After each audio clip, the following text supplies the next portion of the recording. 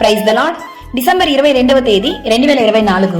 ఈరోజు దేవుని వాక్యము, సియోను నివాసులారా, నేను వచ్చి మీ మధ్యను నివాసము చేతును, సంతోషముగా నుండి పాటలు పాడుడి, ఇదే యెహోవా వాక్కు. జకర్యా 2వ అధ్యాయం 10వ వాక్యము.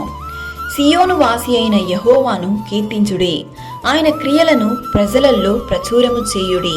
పరిపూర్ణ సౌందర్యము గల సియోనుల నుండి దేవుడు ప్రకాశించుచున్నాడు.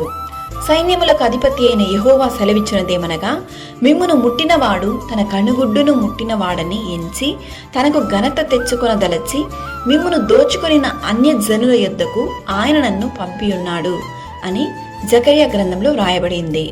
మరియు తనకు స్వాస్థ్యమని యెహోవా ప్రతిష్ఠితమైన దేశములో యూదాను స్వతంత్రించుకొనును. సర్వశక్తిమంతుడైన దేవుడు మనకు తోడై ఉండంగా మనము దేని గురించి చింతింపవలసిన అవసరం లేదు. సంతోషంతో పాటలు పాడుడి, ఆయన నామమును మహిమపరచుడి.